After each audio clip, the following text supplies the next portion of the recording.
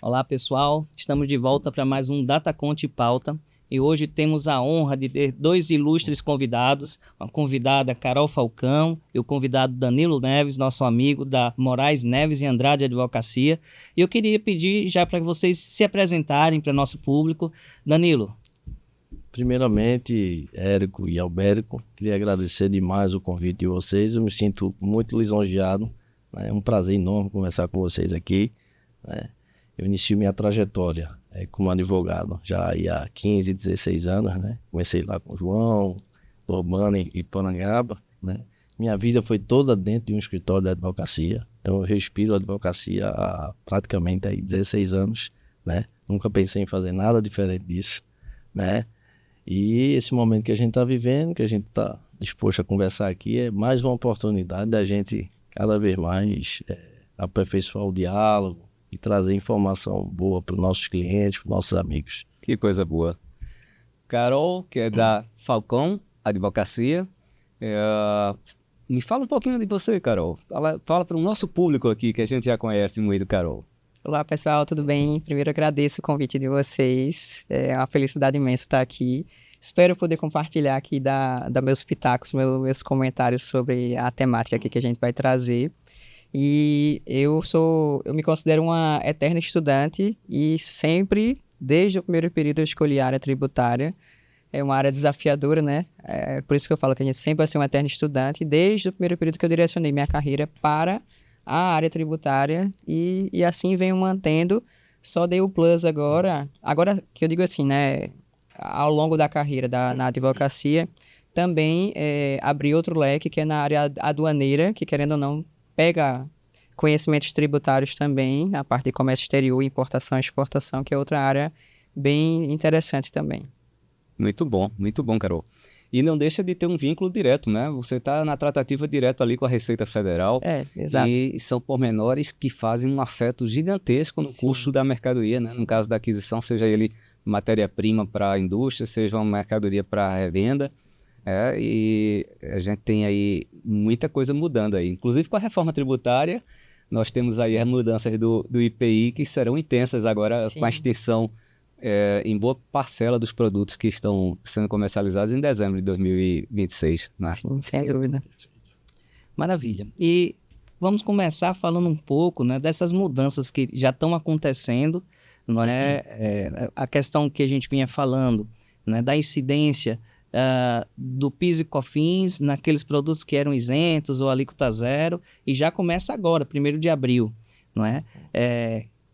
O que você tem para falar, Danilo, dessa questão? Porque o empresário fica pensando, poxa, eu tenho que alterar meu cadastro de produto já agora, eu tenho que destacar na nota, e eu vou comprar, eu vou pagar também, vou ter direito a esse crédito, como é que eu faço? A gente passa por um momento, né, a reforma tributária, ela modifica toda a cadeia de consumo, né? É uma reforma extremamente ampla. O governo, claro, está com apetite para iniciar cada vez mais as medidas, né?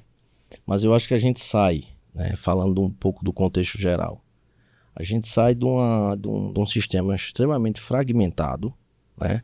Onde a gente tem aí uma tributação de 5 mil e tantos municípios, mais 27 estados da federação, né? Cada um com a sua legislação, e a gente traz um sistema que ele é muito mais lógico, ele é um sistema mais neutro e um sistema que é mais racional, né? Claro que as distorções do dia a dia sempre vão acontecer porque você vai ter aquele contribuinte que está mais habituado à sistemática, por exemplo, do crédito, do que o contribuinte que não está, né? Então, assim, quem já é, por exemplo, do lucro real, tem mais aptidão para dominar mais preparado, digamos a história do crédito, a história do débito. Quem é do lucro presumido, talvez vai ter um pouquinho mais de dificuldade nesse início, mas no dia a dia vai dominar isso aí. Vai aprender. Vai ter que aprender, vai ter que se adaptar. Vai ser obrigado a. Né? É complicado. Eu vejo a reforma, né, se você fazer uma análise macro, a gente tem que entender que a cadeia de consumo, né, consumo de bens e serviços, representa mais ou menos 80% do PIB. Então você está mudando toda essa lógica e a gente estava conversando até mais cedo, eu acho que para o investidor de fora, né, você começa a enxergar o Brasil meio que em sintonia com os padrões internacionais de tributação do IVA dual, né? Claro que até alguns clientes perguntam a mim, mas e minha folha? E meu imposto? Eu digo, olha, isso é uma reforma do consumo por enquanto. A gente tem uma micro-reforma da renda, que a gente pode falar um pouco mais para frente, da pessoa física, mas essa é principalmente uma mudança do tributo sobre o consumo, não é sobre a renda, né? Previdência social, imposto de renda da pessoa jurídica, contribuição social sobre o lucro líquido não são afetados pela reforma trabalhista, a reforma tributária sobre o consumo. Isso. Não é isso? Isso. E a gente tem alguns incidentes aí. 1º de abril agora, Carol, a gente teve aí um afetozinho, Lei Complementar 224, PIS e COFINS sobre os produtos que têm alíquota zero e produtos isentos, né? Aqueles que não tinham a incidência começam a sofrer a incidência na margem de 10% da alíquota padrão. Me fala um pouquinho dessa incidência, essa brincadeira que não tem a ver com a reforma tributária, né, Danilo? É uma coisa independente, mas está batendo nossa porta aí por uma medida que vai ter 9 meses de incidência, porque se extingue o PIS e COFINS em dezembro, 31 de dezembro, mas entenderam que era importante aí criar mais uma arrecadação, né? Mas, Carol, por favor, fica à vontade. Eu entendo que existe pano para manga aí para fazer discussões judiciais e tem clientes já fazendo movimentação relativa a isso, que na prática pode ser entendido como um aumento de carga tributária, né? E deveria, para quem não sabe, na área tributária precisa respeitar determinados princípios quando for entendido que há aumento da carga tributária, né? Tem princípio da anterioridade, que é quando vai virar o ano, de um ano para outro, tem que respeitar determinados tributos, e outros tributos precisa minimamente respeitar a noventena, que os tributaristas chamam, que seria respeitar um mínimo de 90 dias, salvo outros tipos de tributo que teria exceções, que tributos que são mais regulatórios, né? Mas relativo a essa temática, entendo que seria cabível discutir judicialmente, trazendo isso, contando a história do cliente como um aumento de carga tributária. Sem contar a distorção de um segmento que é sensível, né? Sim, sim. E com vedação ao direito creditício, né? Sim. Mesmo para aqueles que já têm a opção de apuração não cumulativa. Então isso termina exprimindo o preço, né? Você já tem uma margem apertada. A conta fecha por conta dessa situação, né? Desse tipo de benefício. E ter essa surpresa. Bom, e puxando um pouquinho, a gente podia falar, tem muitas dúvidas com relação, né, à questão dos imóveis, né? Então, muita gente perguntando, poxa, eu tenho um aluguel na pessoa física, vale a pena manter na pessoa física? Devo abrir a jurídica ou com essa mudança aí da reforma tributária, a pessoa jurídica já não vale mais a pena? O que a gente pode falar um pouquinho para quem tem essa atividade imobiliária, principalmente aquele que está pensando em expandir, ou será que vale a pena continuar comprando imóvel para locação? Mantenham na pessoa física, constituam uma empresa de administração de bens para manter essa receita. A reforma tributária, ela tem algumas promessas, né? A primeira, quando ela vem com a promessa do crédito amplo e restrito, naturalmente ela precisa se contrapor. Essa contraposição é ampliar a base de incidência, né? Então, é natural que o fisco queira trazer novos atores que antes não existiam para a base de tributação, né? A pessoa a física rede vai ficar maior, né? Exato. Captação de mais peixes. Exatamente. A pessoa física, ela naturalmente tem as suas preocupações, mas ela tem que ter alguns cuidados, porque a norma ela trouxe critérios objetivos para você enquadrar a pessoa física como contribuinte ou não do IBS-CBS. Então a gente tem muita informação hoje na rede social, e aí as manchetes que chamam a atenção, sempre, né? Você agora vai pagar imposto. Se você tiver locação, meu Deus, você vai se tornar inviável agora esse modelo. E não é bem assim que funciona, né? Recentemente teve a história do Airbnb. né? Vai acabar o Airbnb, né? Você agora não vai ter mais margem para alocação. Então, a Receita Federal teve até que agora, em janeiro, soltar um comunicado dizendo, olha, tenha cuidado, porque essa regra de fato vai existir, Érico. É assim, as locações de baixa temporada, ele entende até 90 dias ali, ela vai sofrer a incidência do IBS-CBS, desde que você seja contribuinte do IBS-CBS. Então, se você é uma pessoa física que tem um único imóvel, você não atende aqueles critérios objetivos da norma, né? Que seriam você ter 3 imóveis. Na questão da venda, você precisa vender 3 imóveis, né, no exercício anterior, e para locação você precisa faturar mais de R$240 mil. Então, as operações que tem poucos imóveis, o faturamento ele é mais reduzido, eu não tenho que ter, a princípio, tanta preocupação. Ela continua normal, né, com aquela tributação do imposto em renda, mas não vai ter essa adição do IBS-CBS. Qual é a preocupação que o investidor, pessoa física, né, antes de entrar no cenário da jurídica, ele tem que ter? Ele vai precisar agora de uma coroadoria do quanto é que ele fatura. Então, se ele começar a faturar ele criou até uma regra parecida com a do Simples Nacional, né? Que é você adicionar mais de 20% dentro do próprio exercício, você passa a ser contribuinte já no mês subsequente. Isso. Mas então, assim, você vai precisar sempre estar olhando, né? Sim. E se você é um investidor pessoa física que tem a habitualidade de comprar muitos imóveis, né? Às vezes você tem 5, 6, 7, 8 imóveis, mas aí depende. Se a aquisição foi menos de 5 anos, né? Se você vai ser fazer conta. E você vai ter que estar olhando sempre para o passado, para o ano anterior, para o exercício anterior e para o exercício em curso nos casos de locação, né? Se você já começa a ampliar o seu leque de investimento, né?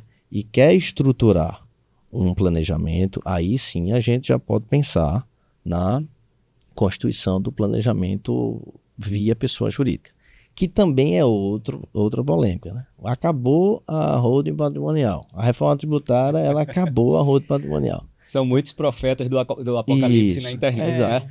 Muita gente. É o lado ruim de rede social. Vai chegar a 45% da receita total. É o lado ruim, né, Carol? Tem muita gente se apresentando como especialista que não domina as temáticas, né? Essa história da alíquota, Érico, ela chama a atenção, porque assim, muita gente fala de IBS-CBS 28%. 28%. Mas não é 28%. Como se fosse para todo mundo, né? Mas a gente precisa entender se a sua operação está dentro daquela regra de beneficiamento, das reduções de alíquota. A reforma tributária, e aí por que ficou uma alíquota tão alta? Porque você não pode. A tônica da reforma é não perder a arrecadação. E aí, quando você começa a colocar um monte de setor. Vários grupos específicos pagando menos, alguém vai ter que pagar mais. Para a conta fechar. Mas a gente tem uma preocupação que essa alíquota de 28, na verdade, ela é uma expectativa, né? Ela é uma expectativa. A gente está cogitando algo em torno de 28, pode ser 26, pode ser 30, né? E aí, o que vai determinar é a alíquota efetiva, ela vai vir através do recolhimento desse ano de 2026, não é? Do destaque do 1%, que é de 0,9% de CBS e 0,1% de IBS. Então, a importância para o fisco e para que os contribuintes comecem a destacar na nota que você destaca, mas você não recolhe, né? E aí foi toda uma polêmica, né? Se ia tributar, se não ia, se vai ser penalizado, se não vai. Isso, exatamente. E aí a importância do contribuinte destacar, porque quanto mais destaque, não é? Tem critério, né? Vai ter o critério para determinar a alíquota efetiva. Então, se não tiver um número favorável ou esse número não representar a realidade, a gente pode sofrer, né, de repente até com a alíquota maior, né?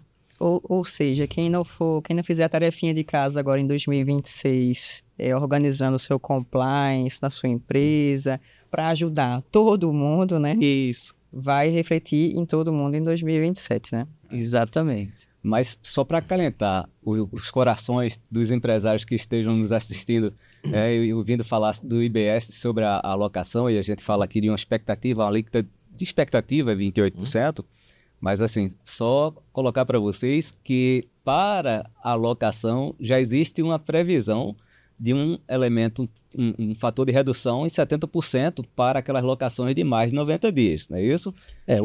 A locação, né, a atividade de locação, você tem a redução ali de 70%, né?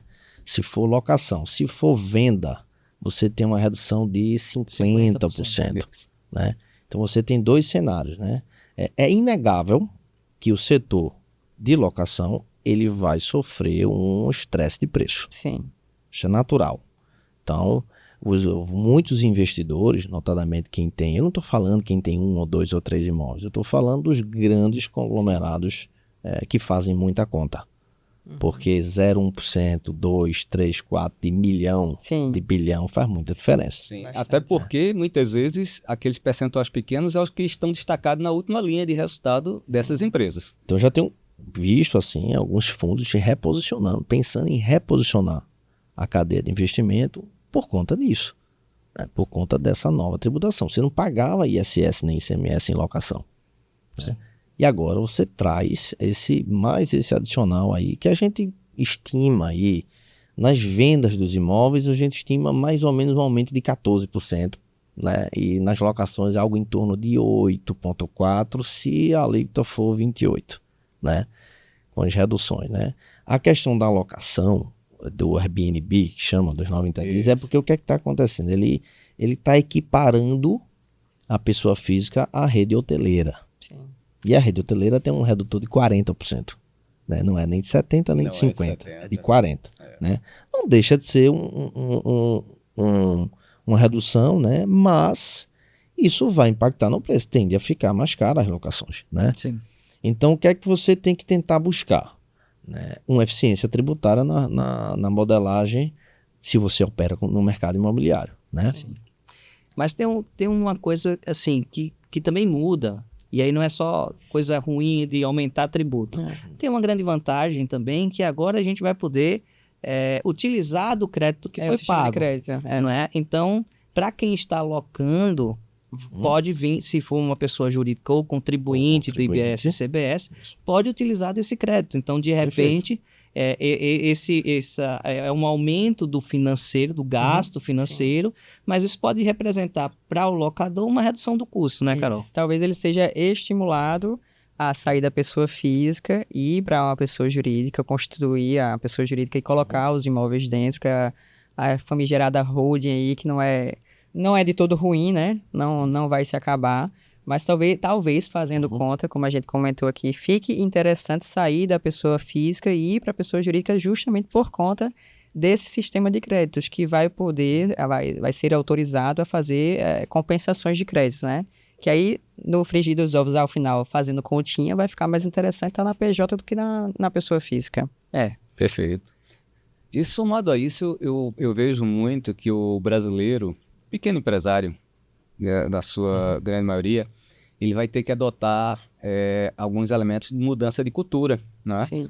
Porque nós tínhamos no Brasil o cupom fiscal, né? A nota fiscal de venda ao consumidor, talãozinho pequeno no passado, depois o cupom fiscal, e hoje nós não temos mais o cupom fiscal de venda ao consumidor, né? Nós temos a nota fiscal eletrônica, e essa nota, ela vai fazer a amarração do crédito, né? Junto com o reconhecimento financeiro da operação, que é o pagamento do tributo, né? Por parte daquele que fez a venda.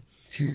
E vai ter que estar coladinho. Tem que estar coladinho, né? Então esse locador ele vai ter que se lembrar de comprar com nota fiscal o joelho que quebrou lá para manutenção. Que tudo vai influenciar. Tudo influencia. Tudo pode ser crédito. Exatamente. A minha maior preocupação da reforma tributária, Albérico, ela sempre foi desde o início, me lembro desde aquela palestra que vocês deram lá no Rio Mar, eu conversando com o Érico lá, eu disse, Érico, a minha preocupação é o crédito financeiro.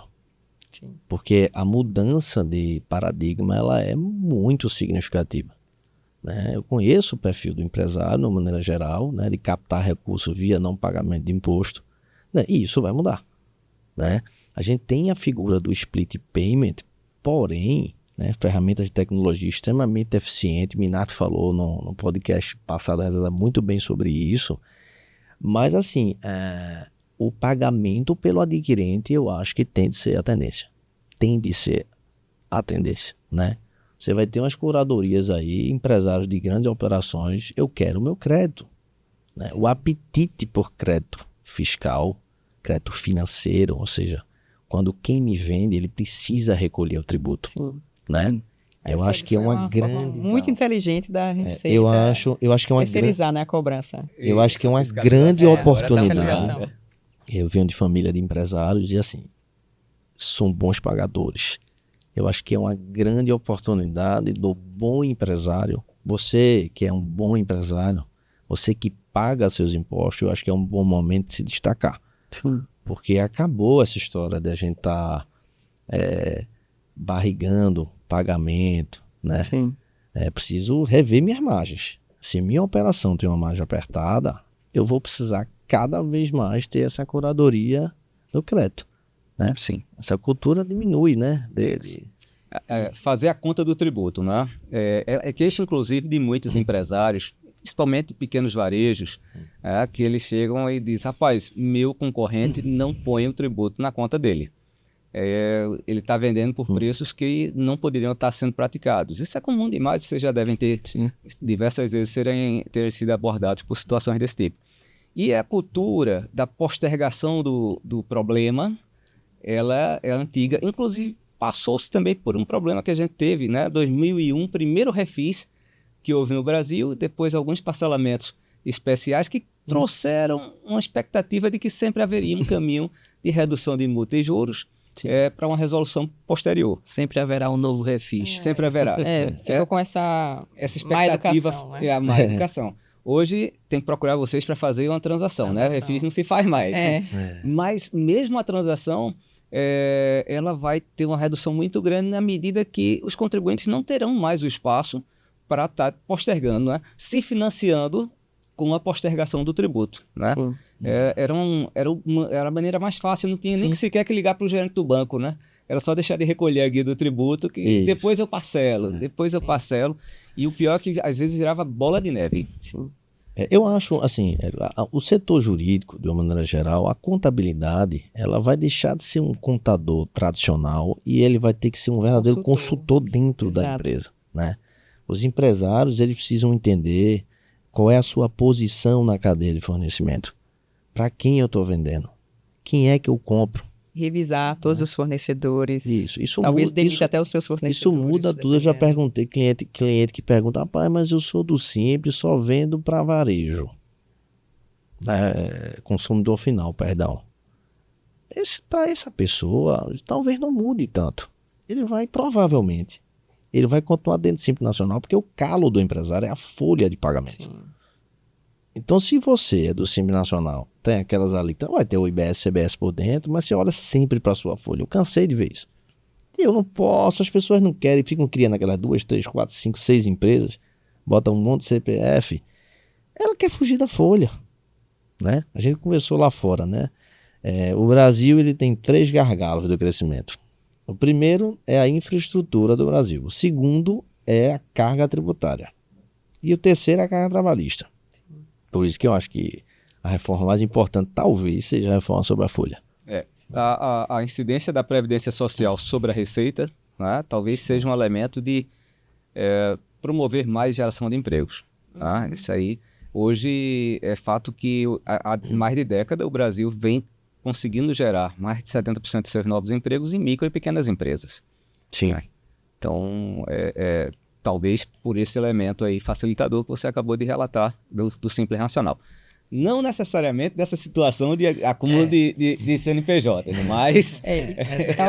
Lembrando, Carol, que essa questão de diversos CNPJs, isso não é planejamento tributário. Não é. Exato. Isso é uma forma de burlar a regra do puxadinho jogo, tributário, né? Pois é, e fica suscetível a uma penalidade. Total, isso é perigoso. Não é interessante essa modalidade. E eu costumo dizer que se para você sobreviver no seu negócio, você tem que sonegar, então seu negócio não é viável, não tem futuro, porque uma hora a casa vai cair, né? O fim tá chegando, pois o fim da linha tá chegando. Então, é um momento, talvez, de entrar com uma consultoria, de ver qual é a forma que eu tenho que trabalhar né? E os incentivos fiscais ainda existem, até 32 ainda existem. Então, de repente, existe algum mecanismo que eu possa estruturar meu negócio e não depender desses puxadinhos, né? Eu brinco sempre com clientes e potenciais clientes que quem não se preocupar, não é papo de vendedor aqui, tá? Mas quem ainda não se preocupa com a parte tributária vai ser obrigado a. Então é melhor vir pelo amor do que pela dor. É verdade, é verdade. E talvez duas consequências, eu não digo nem que indiretas, mas talvez diretas mesmo, relativo à folha de pagamento, por exemplo. Dando só um puxadinho aqui para a parte trabalhista, que é a parte de folha, talvez, e tem até o julgamento no STF que está pendente de análise relativo à pejotização, né? Se vai rolar ou não, que talvez haja um estímulo de talvez fique mais interessante contratar prestadores de serviços PJs, até pelo sistema de créditos, talvez entre nisso ou não, talvez uma consequência relativa a isso. E quem depende para fazer caixa para não pagar tributo, tem que repensar esse tipo de estratégia pela mudança de cultura que agora a gente tem a escolha hoje em dia de não dá para pagar tributo agora porque o caixa não está fechando, vou priorizar meus funcionários, meus fornecedores para a operação não parar, né? O tributo já a gente vê, ou quando existia o refis, não aguardo o refis no final de ano, não tem mais refis e acho que não haverá mais com a era da transação tributária.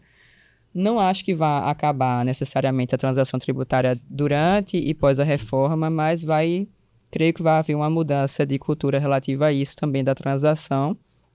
Mas quem tem uma gestão de passivos aí considerável, quem vive de não pagar tributo, não vou falar de sonegação, que isso aqui não existe, mas de não pagar tributo para ficar mais competitivo com os seus concorrentes.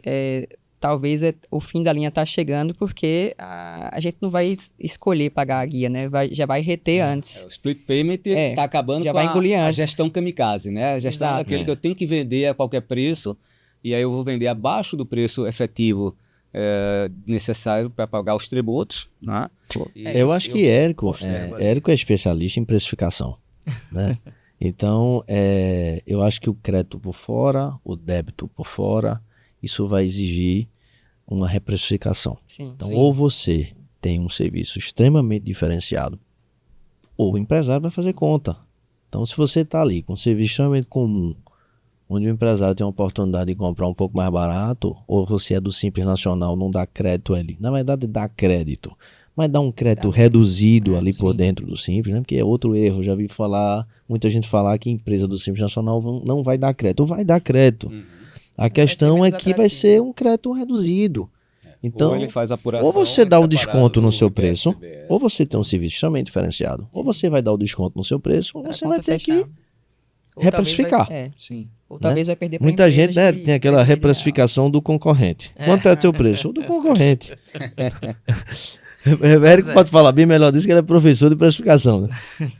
Na verdade, a gente vai passar por um desafio, porque nós temos diversas etapas de precificação, né? Porque a gente da linha do tempo. Da linha do tempo, né? 27 e 28, a gente começa com a entrada do CBS, e aí 29 entra o IBS, mas só 10%, então 30 mais 10, 31, 32, 40%, até 33. Então, a cada etapa desse vai sofrer impacto de preço Se não fizer conta, já vai morrer no meio do caminho aí. Pois vai no meio do caminho. E só fazendo um complementozinho, nós teremos alguns casos em que o contribuinte ele ingressa 2027 com um créditozinho que veio resgatado de PIS e COFINS, outros já começam com esse crédito zero. Então, às vezes, esse crédito fiscal também que virá de PIS e COFINS pode até trazer uma análise equivocada da minha carga efetiva posterior. Então, assim, muito cuidado para não se enganar. E também no período que vemos de 29, 30, 31 e 32, aqueles que são incentivados, porque aquela modelagem incentivada ela vai permanecer existindo até 31 de dezembro de 2032 e vai ser uma reviravolta. Imagina uma empresa prodepiada, uma indústria, um atacado, tem ali 90% de rebate do ICMS e aí chega dezembro de 2032, acabou. Não tem mais. Como é que é o amanhã? Pois é hora de fazer conta, né? Mas eu queria voltar aqui, se a gente voltar para a atividade imobiliária, porque tem muita gente que pergunta o seguinte: eu estou na pessoa física, eu tenho meus imóveis, mas eu alugo para pessoa física, eu não declaro, só que agora tem uma figura nova, né? Tem a criação da CIB, né? Isso. Então, pode falar um pouquinho da CIB para a gente? A CIB, ela foi criada, inclusive agora em janeiro de 26, já começa o período de cadastro, né? A briga vai ser qual é o preço que estão dizendo que o meu imóvel vale. Eu queria que meu preço valesse o que a prefeitura acha na hora tabela de CIB. a tabela que ele calcula. Na hora de vender, eu queria essa tabela da prefeitura, né?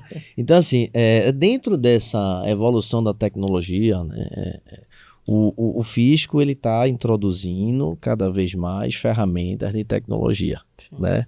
Aos que dizem que ele tá dando a Mas o fisco não corda, pega o pequeno. ele tá dando a corda e depois vai enfocar a gente porque tá tudo muito interligado, né? E eu acho assim, gente, que o imposto ele tem que ser pago. Isso. Né? A gente, infelizmente, eu não quero trazer isso para uma pauta política de uma forma, mas o problema do Brasil não é a carga tributária, é a devolução disso para a gente, é a sensação que o brasileiro, que o empresário tem de pagar e não ter zero retorno, né? Mas para não perder o foco, a CIB ele tem um cadastro nacional onde ele vai funcionar para Estado, União, Município. Então está tudo muito interligado, todas as informações relativas àquele imóvel, elas estão ali aglutinadas no sistema, né? E é uma ferramenta nitidamente de controle. Então assim, aquela pessoa física que tem um apartamento, que aluga para o amigo, paga por fora, o amigo não declara nem ele declara. Então eu já tive essa pergunta, e aí, vai me pegar? Eu disse, olha, veja, eu não sei se vai ter braço para lhe pegar, mas a informação vai existir, o imóvel pertence a Érico e quem está morando lá é Danilo. Isso é o quê? É empréstimo? É entre partes relacionadas? Porque essa previsão de tributação E paga como? já existia, né? Já existia no imposto de renda essa previsão. De você emprestar um imóvel e aí você ter a hipótese de tributação. Muita gente nem sabia disso, mas existia. Ela não era fiscalizada, né? Agora, na lei complementar, você já está começando, a gente vai chegar um pouco mais quando for falar de holding patrimonial, você tem agora a imposto de incidência de operações não necessariamente onerosas entre partes relacionadas. Quer dizer, se eu empresto efetivamente, não recebi nada, mas eu tinha o direito de receber. É a questão do E uso vou pagar o próprio. tributo. É a questão do uso próprio. A gente vai detalhar um pouco mais na patrimonial sobre isso, mas é a questão da utilização do imóvel para uso próprio. Então a CIB, ela nasce nesse contexto aí, mais de fiscalização do que qualquer outra coisa. É o CPF do imóvel. É o CPF do... Para aumentar cada vez mais o cruzamento de dados. Exatamente. Então, assim, volto a dizer, o contribuinte que opera no mercado imobiliário é uma fatia expressiva, né? Se a gente pensa, o mercado imobiliário ele gira em torno de 1 a 2 trilhões de reais por ano. Então isso dá o que? Isso dá em média quase 10% do PIB está gravitando em torno do mercado imobiliário. E gira muito dinheiro, né? Então assim, o investidor ele tem que estar preparado. E aí assim, a pergunta muito comum é, eu abro uma empresa patrimonial, né? Eu até disse mais cedo ali, quando a gente fala de holding familiar, eu não gosto muito dessa nomenclatura de holding familiar. Holding familiar, ela afasta um pouco, né? Ela pode até ser mais chique. Você chegar na mesa, eu tenho uma holding familiar com meus filhos. Ressoa sofisticado e tudo, mas dá a impressão de que é algo intangível. Que é algo só para gente muito rica, que tem muitos imóveis. E não necessariamente é isso, né? Uma holding patrimonial, uma holding familiar, nada mais é do que uma empresa patrimonial. Sim. Onde geralmente o patriarca, a mulher, o homem, né? Eles querem fazer um planejamento e constituir essa empresa, né? Assim, eu costumo sempre separar as holdings, né? As empresas em 2 blocos. As empresas patrimoniais, puramente patrimoniais, né? Onde o patriarca ele busca ou uma proteção do CPF, né, ou um planejamento sucessório, né? tributário também. E a eficiência tributária, ela pode acontecer, mas aí ela vai depender muito de umas variáveis que a gente vai conversar, mas assim.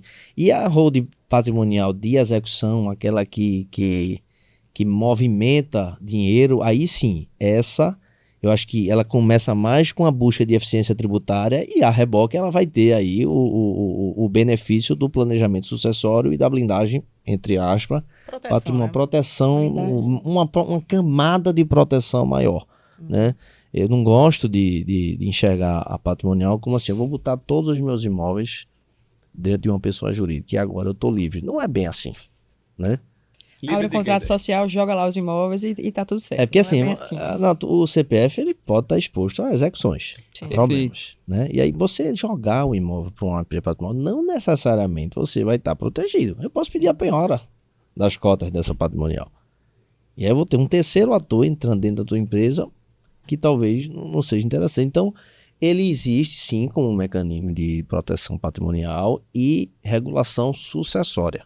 É o mais importante. Apuramento patrimonial. Claro, tem a eficiência tributária, mas com a eficiência tributária você precisa ver o quanto é que você tinha de valor de partida desse imóvel na pessoa física. Então, às vezes eu já vi cliente que quando a gente vai pegar o planejamento dele, porque veja, você passar um imóvel de uma pessoa física para uma pessoa jurídica, não só envolve o custo tributário, que tem essa discussão agora do tema do Supremo que a gente vai falar, mas envolve custo de cartório. Envolve diversas despesas e às vezes você faz um trabalho enorme para botar 2 ou 3 imóveis dentro de uma patrimonial, quando você vai ver o preço de aquisição dele está muito próximo do preço de venda. Sim. Aí você vai para a ponta do lápis. É melhor pagar os 15 ou pagar a alíquota menor sobre o valor da transação? Eu acho que tem muito a ver, Danilo, com relação ao seu planejamento, né? O que é que você quer fazer com o imóvel? Isso. Se eu quero esse imóvel para locação, eu quero esse imóvel, eu estou comprando, mas vou esperar o preço subir um pouquinho para poder vender. E aí você fala, né, se eu entro no ganho de capital na pessoa física ou se eu vou pagar sobre o faturamento, né? Então, realmente, tem que se fazer um planejamento. Não é receita de bolo. Exatamente, não vai ser receita de bolo. Pode funcionar para uma família. Exatamente. Principalmente, a gente conversava aqui sobre holding familiar. Não é? Quando dito familiar, é propósito que eu tenho de levar uma possibilidade de sucessão, de trazer uma segurança, um lastro familiar. E aí o propósito fica totalmente distinto àquele que está comprando com o intuito de vender, com um ganho de venda, e a gente vai pagar o ganho de capital, e aquele que tem propósitos de investimento de longo prazo, que propósito é de 15, de 20, de 50 anos, com aquela estrutura imobiliária dentro da família. Esse sim faz muito mais sentido criar a holding, né? A empresa de administração de bens, e gozar dos benefícios dentro de uma empresa de planejamento, ou melhor, sujeita a um planejamento, a empresa de administração de bens, você estabelecer incomunicabilidade, empenhorabilidade e demais regras de sucessão que você quer apontar para seus herdeiros, aqueles que você quer deixar tudo claro, aí evita inventário, aí é uma série de coisas que dá para evitar. Eu já escutei de um cliente esse Danilo, veja, eu não quero eficiência tributária, eu quero morrer em paz. Então, quando você faz briga depois. Exatamente. É raro, mas acontece muito. Quando você faz uma patrimonial, você tem uma margem de governança muito mais ampla do que deixar tudo no nome da pessoa física. Sem dúvida. Até para eventual venda, é muito mais atrativo comprar uma empresa que seja administrada dessa forma. E isso, dependendo da disposição do empresário, se ele quer vender a médio prazo ou não. Mas assim, a patrimonial familiar, ele tem mais essa característica. Quando eu vou para empresa patrimonial de exploração econômica, aí a gente agora vai começar a ver mais o aspecto tributário da coisa, né? E a reforma tributária ela é importante por quê? Porque agora eu consigo tomar crédito. Historicamente, o setor imobiliário ele não é um setor de tomada muito de crédito. Sim. Mas se você tem uma empresa aí que eu tenho muitos imóveis, eu vivo comprando, fazendo melhorias nesses imóveis. Então eu vou ter uma tributação, mas ao mesmo tempo, tudo que eu gastar para manutenção desse patrimônio, eu vou começar a ter tomada de crédito. Sim. Né? E a regra mudou, porque habitualmente empresas imobiliárias trabalhavam no regime de lucro presumido. Sim, sim. Né? e não estavam habituadas a esse lançamento de débito e crédito, era sempre cumulativo, Sim. né? E agora o impacto muda sobre isso. E a conta era fácil, né? Eu tinha de um lado 27,5% na pessoa física, do outro 11,33% a 14,53% na pessoa jurídica. Então, Exato. muito fácil fazer essa conta aí e saber quanto é a economia. O que eu alerto, assim, alguns empresários, eu tenho visto muitos empresários, assim, eu vou abrir a patrimonial para aglutinar bens e também vou usar ela como empresa filtro para poder fugir da tributação do lucro. Dos 10% sobre os dividendos futuros. Sobre os dividendos. Agora, a partir de 2026. Exato. Só que aí, naquela lógica de ampliação de fato gerador do IBS-CBS, eu vou ter, sim, aquele empresário que compra um monte de automóvel de luxo, um apartamento para a filha usar, né? Eu tenho uma patrimonial, ele não é para exploração, é uma patrimonial puramente patrimonial, e quem está usando esse imóvel é minha filha. A norma, se isso vai cobrar ou não, mas está lá o fato gerador, né, da operação não onerosa entre partes relacionadas. Então, se você não fizer o contrato, a discricionalidade do fisco de tributar isso está lá na norma. Então, a gente tem que ter cuidado. Às vezes, é aquela história da teoria dos jogos que a gente estava conversando. Eu quero me livrar daqui, mas o fisco ele está aqui do outro lado com a boca que já pronta para me tributar, né? Os auditores acho que eles se trancaram. Não tem que os auditores que me escutam não fiquem com raiva de mim, mas eu acho que eles se trancaram numa sala. Isso é todas as discussões historicamente. Como é que a gente reverte tudo Todos isso os aqui? litígios. Todos os litígios, vamos botar nesse balaio. A hora é agora da gente se vingar, entre aspas, no bom sentido. Assim, quer dizer, vamos parar com essa discussão. Agora tudo vai incidir, se não for. O que não for bem vai ser serviço e tá vai ser tudo serviço, né? Você foge daquele conceito clássico, Sim. né? Do que é bem, do que é serviço, né? Se é ISS, se é de prateleira, se o software é de prateleira, se o software é para venda, isso de ICMS, isso de ICMS. Se é industrialização por encomenda, Renda, foi só se não é. serviço, ou foi ICMS. Aquela história que a gente estava conversando lá atrás, de eu ver o cenário internacional, a reforma tributária do cenário internacional, ver o Brasil se alinhando às políticas internacionais de tributação, é muito por isso, né? João é prova viva disso. Se ele me ouvir aqui, ele vai dizer, meu Deus do céu, eu entrava na sala de João com os cabelos em pé. Só para quem está ouvindo, ele refere-se ao João Bacelar. A João Bacelar, isso, um grande tributarista, né? O meu mentor de ICMS, tudo que eu sei de ICMS, o pouquinho que eu sei é por conta dele. Então eu entrava na sala de João, quer dizer, João, porra, uma autopeça tem 4 tributações. 4? Como é que você explica?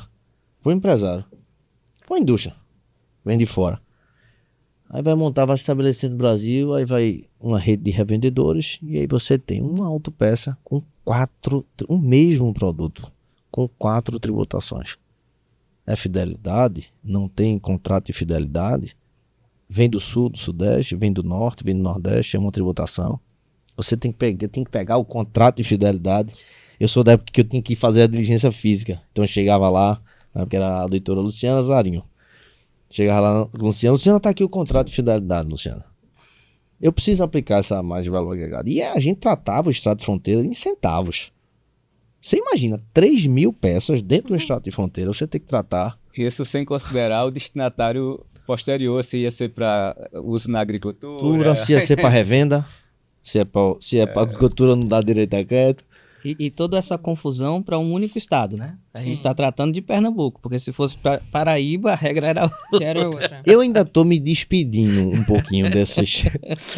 Eu confesso que eu vou ficar um pouco com saudade, porque eu gosto muito de CMS. Mas não fica tão saudoso que você não. até 2032, dezembro de 32, você tem esse E os saborzinho. reflexos, 32 e os 5 anos para trás. E os reflexos Ele ainda depois, pode né? me autuar, né? Exato.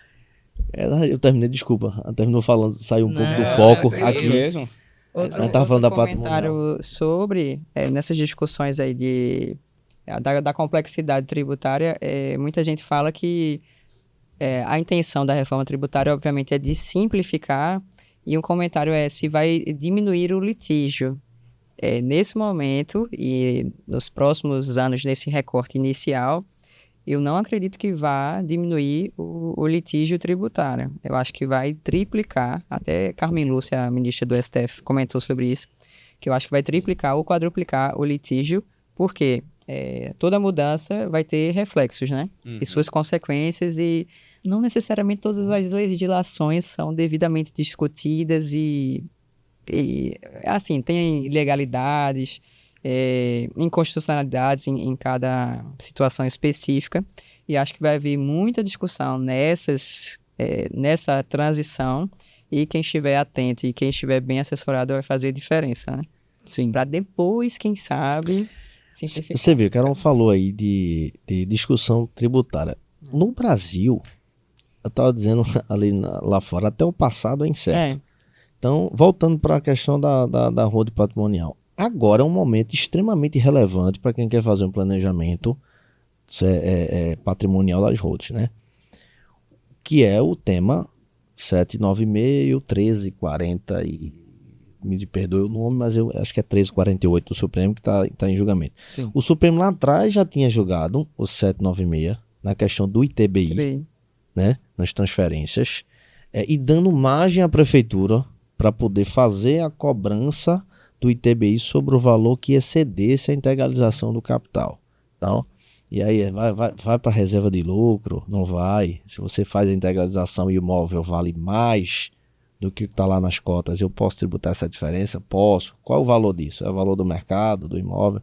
E se ficou definido que o município poderia cobrar. E naquele momento não se discutia a preponderância da atividade. Qual é o julgamento mais importante? E eu acho que os empresários, quem trabalha com patrimonial, tem que estar atento, porque o julgamento está acontecendo agora, né? Semana passada o ministro Gilmar Mendes retorna com voto vista, voto vencido, né? Então, até a última leitura que eu vi estava 4-1 pró contribuinte, né? Então, agora, quem é da atividade imobiliária, compra e venda de imóvel, ele está conseguindo a imunidade tributária lá prevista na Constituição Federal, né?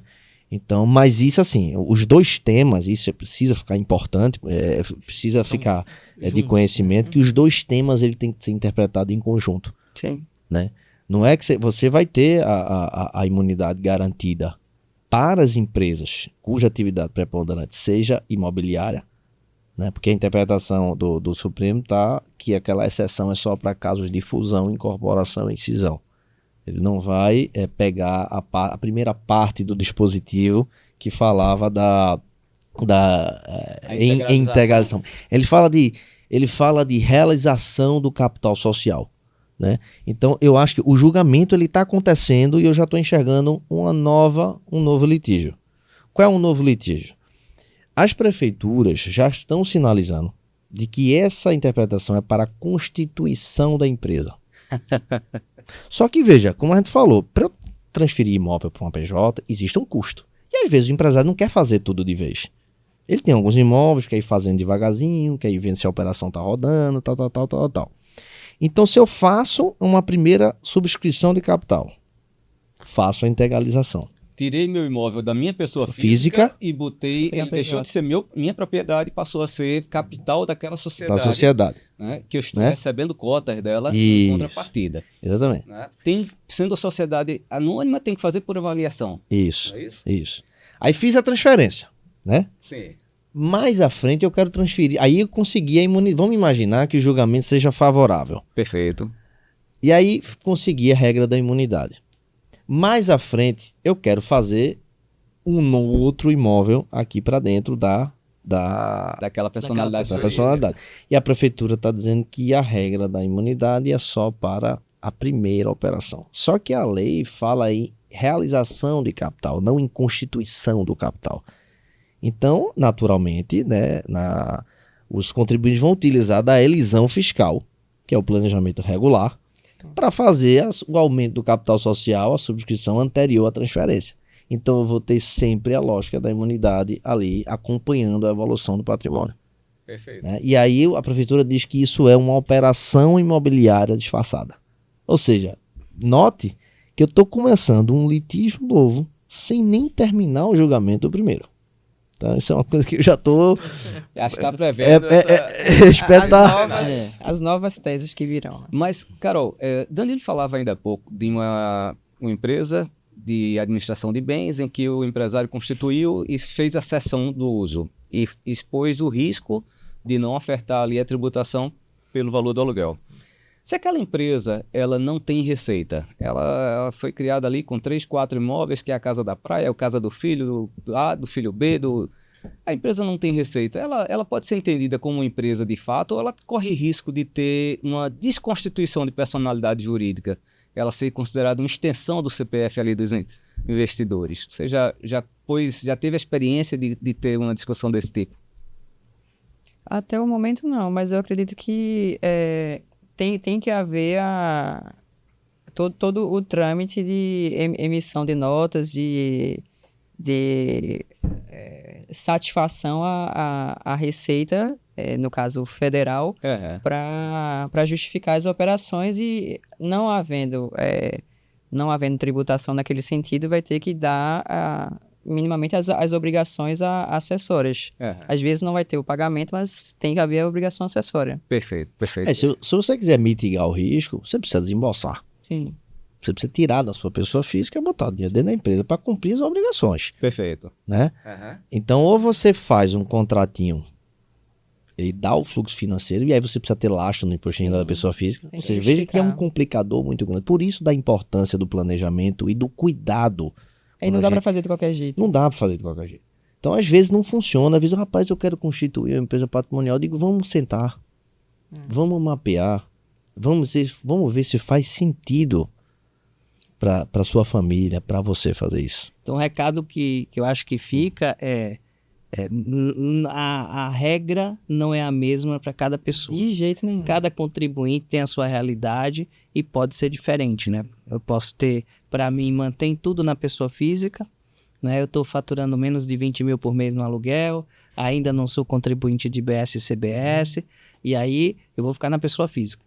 Mas na outra você tem uma outra realidade, depende muito do planejamento de vida, se eu estou muito novo, se eu já quero pensar na sucessão, entende? Então, pessoal, fica a dica de que não tem jeito, vai ter que sentar, fazer um trabalho de consultoria e ver a realidade de cada pessoa. Desculpa, Carol, perdão, só para não perder o fio, até as regras de ITCMD, né? Nas empresas que eu digo puramente patrimoniais, elas estão em modificações, né?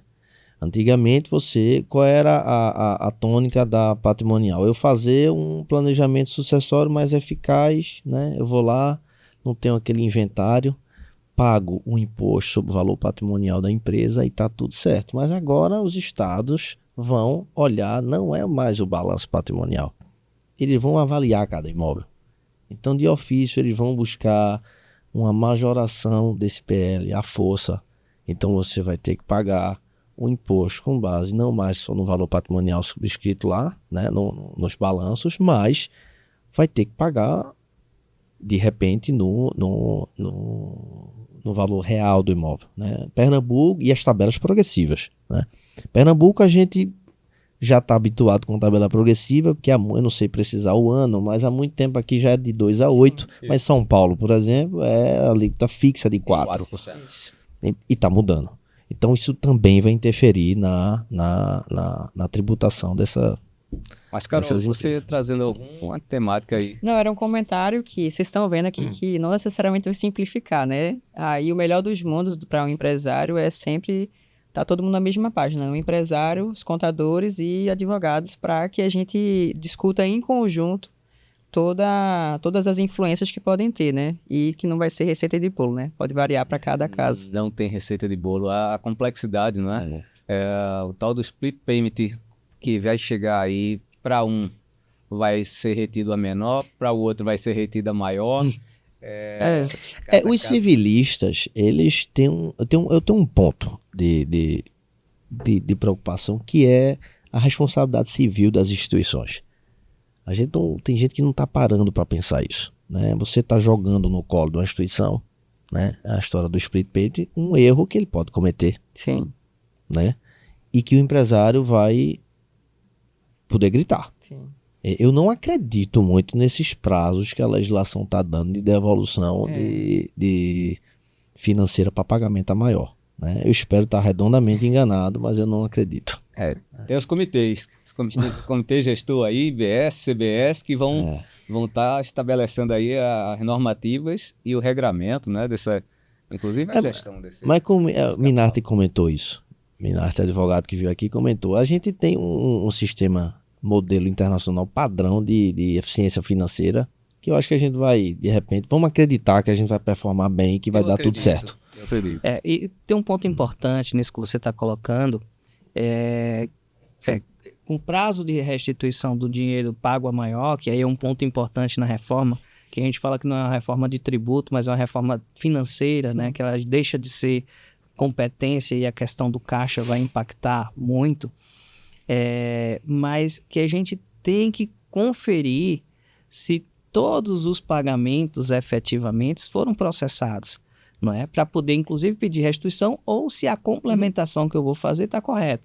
Porque existe, por parte do fisco, o entendimento que o tributo ainda é declaratório, apesar de estar com split payment, apesar de estar com toda essa bagagem, mas... A fiscalização do documento fiscal está sendo emitida agora, pleno. Sim, isso. Ele Né? vai funcionar, Érico, muito parecido com o extrato de fronteira, né?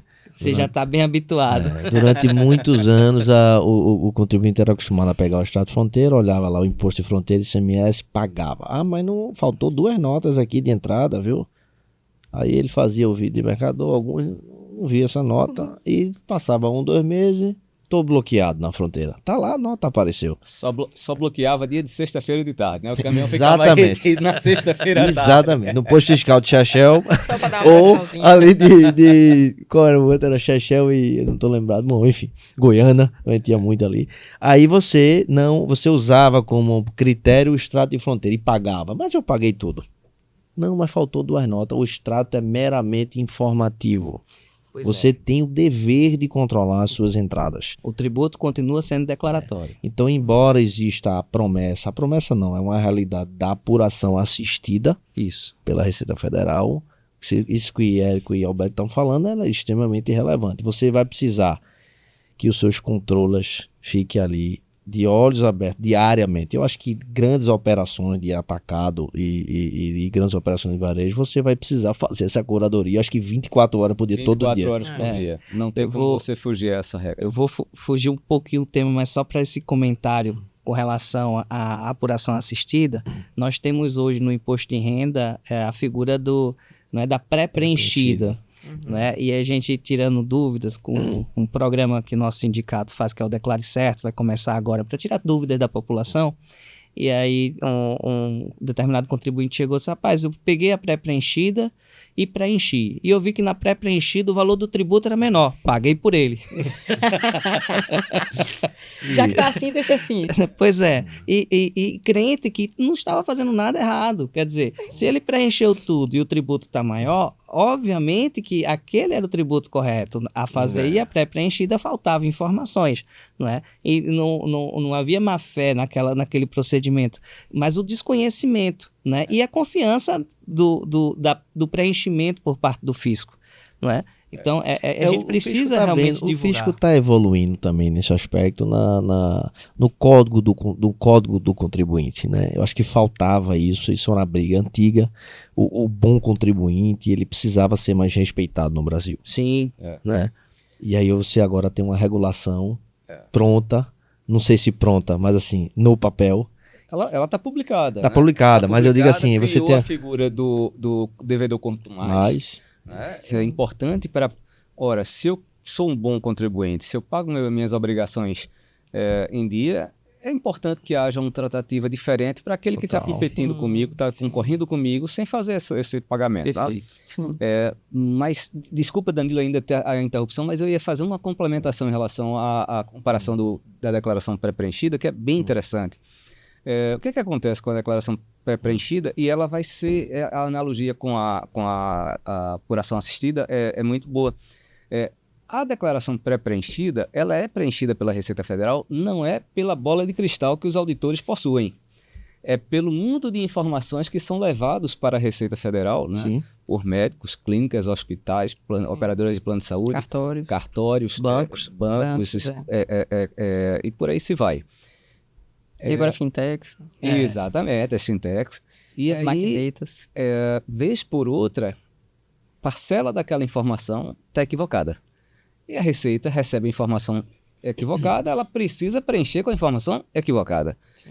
E daí, às vezes, a gente tem sérias situações que até na discussão administrativa não se encerra. É preciso levar para o judiciário. Então, é um cenário parecido que a gente vai viver aí com a apuração assistida. Não é? Não posso simplesmente acatar o que está sendo apontado aí pelo fisco, porque haverão informações truncadas. São por essas razões e outras que eu não acredito nos prazos. Porque o volume de erro, ele vai ser considerável. Não principalmente no início. Principalmente no início. Não é por má fé de ninguém, ou má vontade. É porque é natural do processo. Então, a gente vai ter que se adaptar e o empresário... Sou fã dos empresários porque assim a resiliência é muito grande, né? Eu sou filho de empresário, minha vida, minha família toda é iniciativa privada e eu fico olhando assim, vocês são malucos. Né? Mas é esse pessoal que move o Brasil. É verdade. E esse pessoal precisa ser mais respeitado. Né? Mas permita-me fazer o elogio para vocês dois, porque vocês apresentaram aqui suas pessoas jurídicas. Sim. Certo? Então possuem um CNPJ ali, são empresários. Sim. Então, parabéns, a posição também de empresário. Obrigado. E nesse ponto que tu havias falado, Albérico, relativo à reforma tributária, a gente não vai ter que se atentar tão somente à nossa empresa. Além do nosso compliance, a preocupação do nosso compliance, o interessante vai ser sempre o outro da cadeia, sempre o outro. Estou sempre monitorando meu fornecedor. Sempre uma olhada no retrovisor aqui de quem está me fornecendo produtos, mercadorias, serviços. Não vai ser tão somente eu me organizar, vai ter que o meu coleguinha aqui de trás me organizar e eu ser a Receita Federal dele aí, tá? Isso. Como é que tá o compliance? Como é que tá a notinha? Já emitiu a notinha para poder me acreditar aqui? E outro ponto que vocês haviam falado relativo ao Código de Defesa do Contribuinte. O projeto estava de uma forma e alguns pontos foram vetados. E vale dar um breve comentário aqui. Código de Defesa do Contribuinte tinha um dispositivo de dar o benefício para o bom contribuinte, que nos refis da vida aí, muita gente criticava que quem é beneficiado nesses refis é só quem é o mal pagador de tributo, que aí deseduca para ele continuar dessa forma. E aí, no Código de Defesa do Contribuinte, no projeto de lei, estava disposto lá de beneficiar o bom contribuinte, de dar um parcelamento maior para esse bom contribuinte, com uma maior redução para ele pagar o tributo. Mas aí esse dispositivo foi vetado para não beneficiar o bom contribuinte, mas de certa forma, pensando como os auditores da Receita, de certa forma eu entendo que talvez para o brasileiro ele fosse estimulado a se desorganizar quem é organizado. Isso. De ter um parcelamento maior, assim. E assim, se fosse no aspecto do imposto de renda, da contribuição social, da previdência, ainda seria uma figura estimulativa e válida. Mas quando a gente fala agora de IBS, de CBS, se tornaria inócuo, né? Sim. Porque a Receita, o fisco, poderia até me conceder uma condição de parcelamento melhor, mas o meu cliente não me concede. Sim. Ele vai querer que eu faça o recolhimento do tributo para que ele tenha o direito creditício. Isso aí é uma imposição natural. Isso é o que acontece. O empresário está muito acostumado a fazer conta matemática imediata. Sim. Eu tenho uma majoração tributária, por exemplo, a história do lucro presumido agora. Né? Você tem um acréscimo de 10%, um percentual de presunção, ele vai para o papel. Eu já tive cliente que está fazendo conta para saber se vai entrar na justiça ou não. Eu aconselho a entrar na justiça, né? Até porque isso vai bater nos órgãos superiores, vai ter questão de modulação de efeitos, então quanto mais rápido a gente sai dessa discussão, melhor. Mas o empresário, ele vai lá fazer conta, né? E hoje, com a reforma, você não é só fazer conta, você muda a lógica da cadeia, você muda a lógica de pensar como tributar, né? Que é a questão dos créditos, né? você vai ter empresas que não estão habituadas a isso, empresas do lucro presumido, né? PIS/COFINS cumulativo, né? Sim. Quem é do lucro real já está mais familiarizado com a questão, talvez tenha uma performance melhor. Mas a gente falou isso no início, não foi? O lucro presumido é uma questão de adaptação, e eu acho que eu encaro a reforma como positiva, né?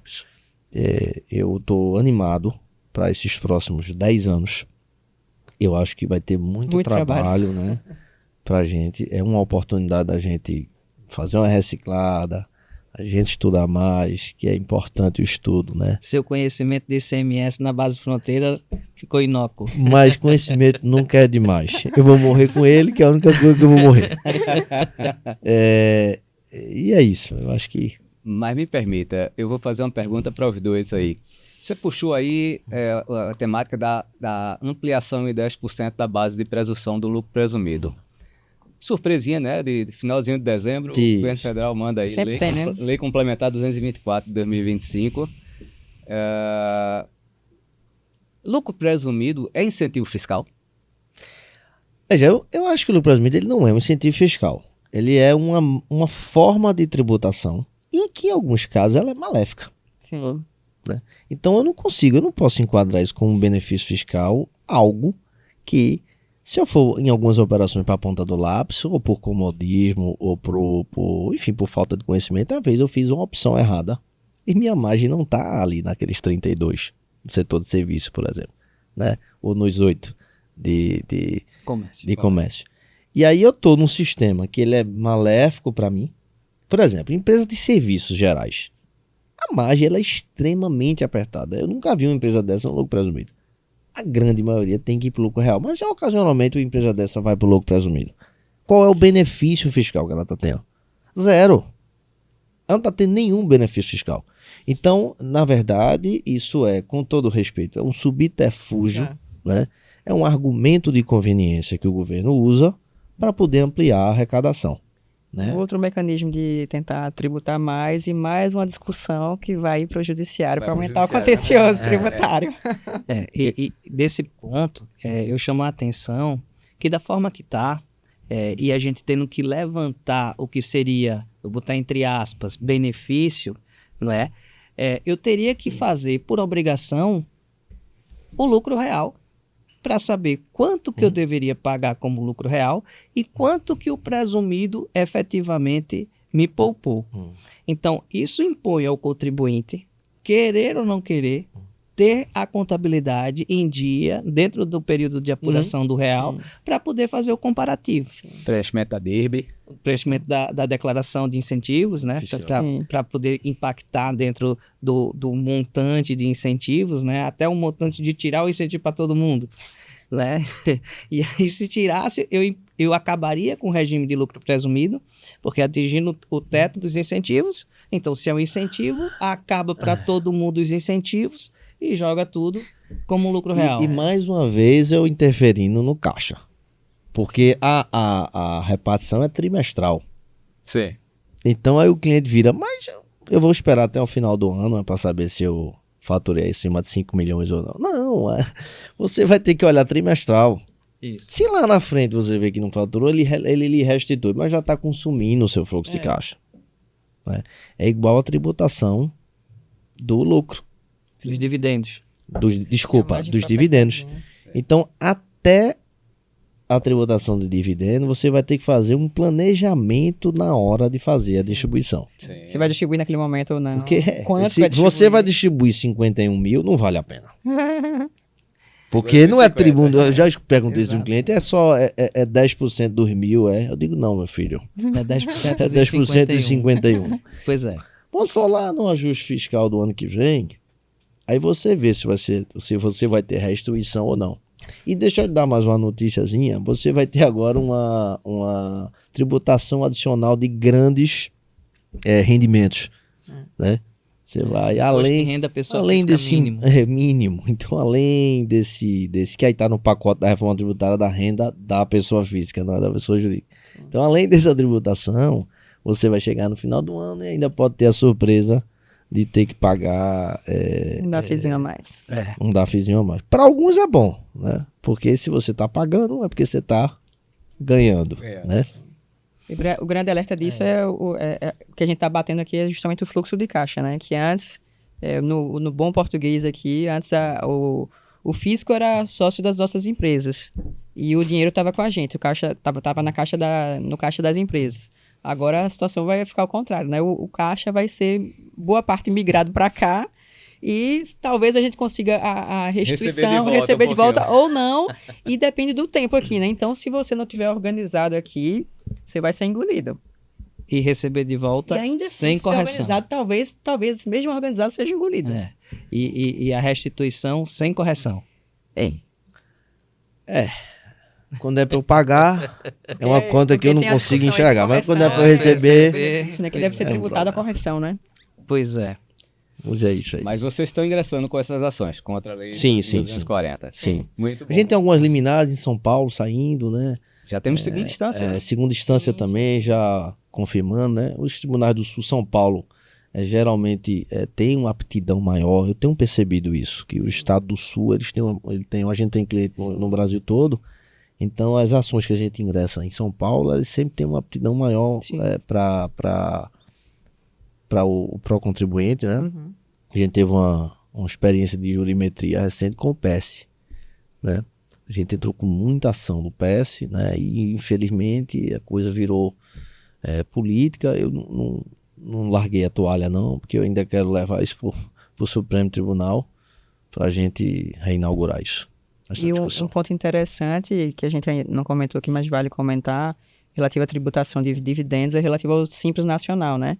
Que tem toda uma discussão interessantíssima, uma Muito tese, boa postura, né? uma tese específica relativa a quem empresas do Simples Nacional que forem distribuir valor superior Aos 50 aos 50 mil, na lógica da legislação do Simples Nacional, deve ser isento, ou seja, não ser tributado desse adicional, porque a legislação que veio para tributar esse adicional do 10%, na hierarquia de normas lá, ela não é uma norma que é da mesma hierarquia da lei do Simples Nacional, que seria uma lei complementar aqui do Simples, e aqui é uma lei ordinária para tributar os 10%.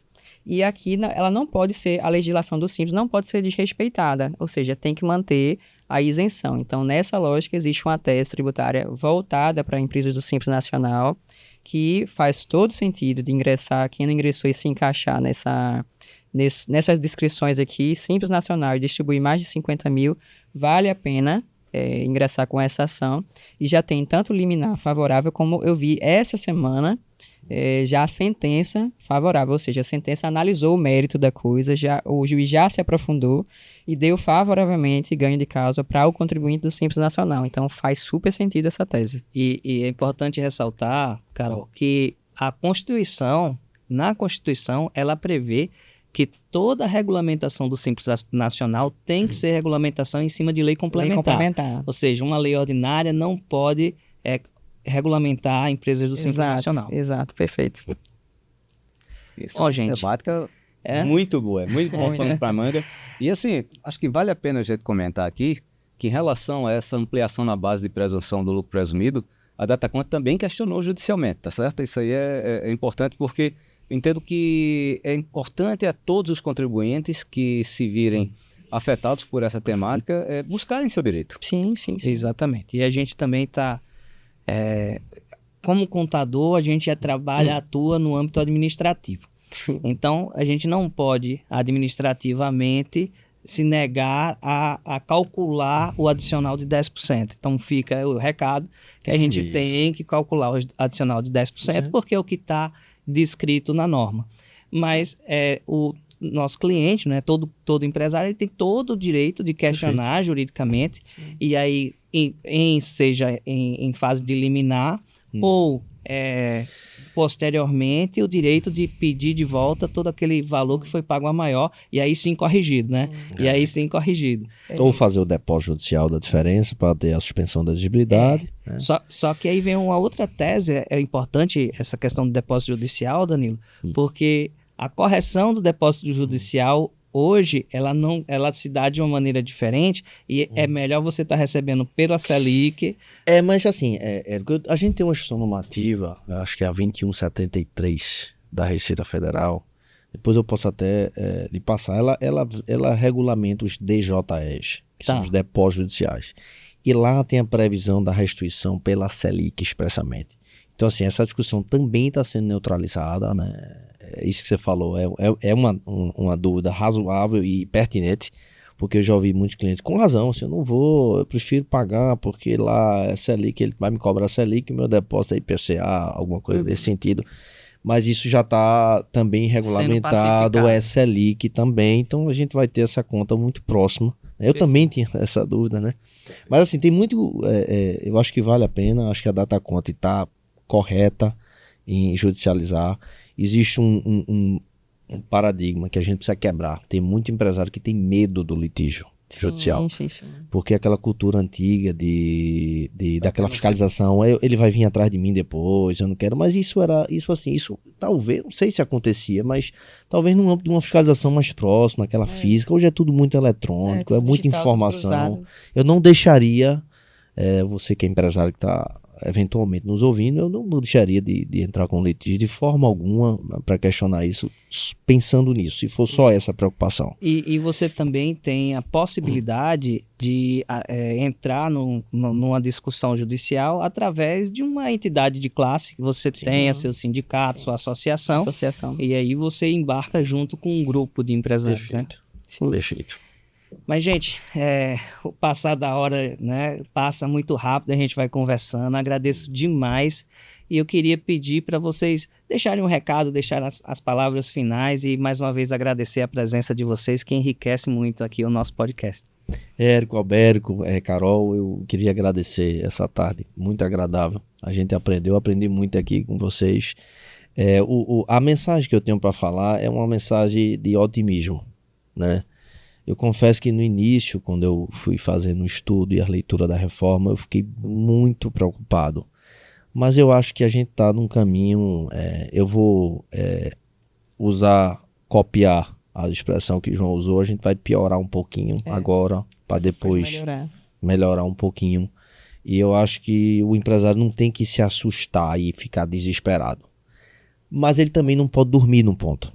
Eu acho que a gente tem aí esse ano de 2026 ainda como um ano teste, né? Já começou no ano passado. Para quem está um pouco mais atrasado, aproveita esse ano de 2026, senta com a tua contabilidade, né? Senta com o teu jurídico, faz essa curadoria mais detalhada, entende qual é a tua posição no mercado, quem tu está comprando, quem tu está vendendo, se tu vai precisar mudar de regime, né, sair do simples para ganhar competitividade ou não, ou se isso vai ser, se tu vai precisar reprecificar, né, dependendo da decisão que você tomar, do modelo tributário que você vai optar, tenta reprecificar isso para poder você não perder espaço no mercado, né? Se é algo que eu tenho a alertar o empresário, é isso, não é para ter pânico, mas é para se preparar com calma, né? O ser humano ele tem muito medo do novo, e eu me enquadro nisso, né? A gente tem muito receio, é inato do ser humano o receio ao novo, mas é um novo que com o tempo a gente vai se adaptar. O Brasil já passou por diversas reformas e sempre que há uma ruptura há esse estresse natural, mas a coisa depois vai se acomodar e todo mundo vai rir do passado e vai achar ótimo e vai dizer, meu Deus, como é que a gente operava naquele modelo anterior, né? Obrigado, Danilo e Carol. Agradeço o convite de vocês, foi um prazer compartilhar ideias aqui e aprender também, como o Danilo bem falou. O recado que eu dou como o Danilo falou, corra atrás, em 2026 ainda está em tempo de organizar revisão de fornecedores, revisão de contratos para reprecificar seus serviços, suas mercadorias, durante toda a linha do tempo da transição da reforma, para que você consiga sobreviver após 2033 e não morrer durante essa transição. Planejamento tributário e, ao sentar, durante a nossa conversa aqui eu falei que quem não se preocupa com tributário vai ser obrigado a se preocupar, e quando for conversar, não é discurso de vendedor, mas contabilidade e jurídico serão essenciais. E quando for conversar, de preferência, conselho de amiga aqui, converse em conjunto, porque são conhecimentos importantíssimos e absolutamente complementares. Como o Érico bem falou aqui, determinados cumprimentos têm que ser feitos porque a legislação determina, mas não é que a contabilidade não concorde com discussões jurídicas aqui. A importância da discussão em conjunto vai ser maravilhoso. E para quem quiser me seguir nas redes sociais, carolfalcão.adv, lá no Instagram. Muito obrigado, Carol. Beleza. Muito bem, e eu agradeço a presença de vocês, agradeço a paciência de nossos ouvintes, espero que tenhamos trazido para vocês um conteúdo que agregue um pouquinho mais de conhecimento. Deixo aqui o nosso contato e a nossa disponibilidade para atender todos que tenham dúvida, tá certo? Queiram trazer algum tema para discussão, e a gente fica muito feliz com a presença de todos vocês. Pessoal, muito obrigado. Obrigado pela presença. Esse assunto é extremamente importante e essa mensagem de vocês para o empresariado, não adianta a gente se desesperar, vamos entender o que está acontecendo, a legislação está posta, a gente vai passar por essa, é mais uma crise, é mais uma etapa, mas a gente vai, depois da tempestade, sempre vem a bonança. Sim. E vamos estar todos aqui juntos. Então, muito obrigado e até a próxima DataConte em Pauta. Maravilha, pessoal.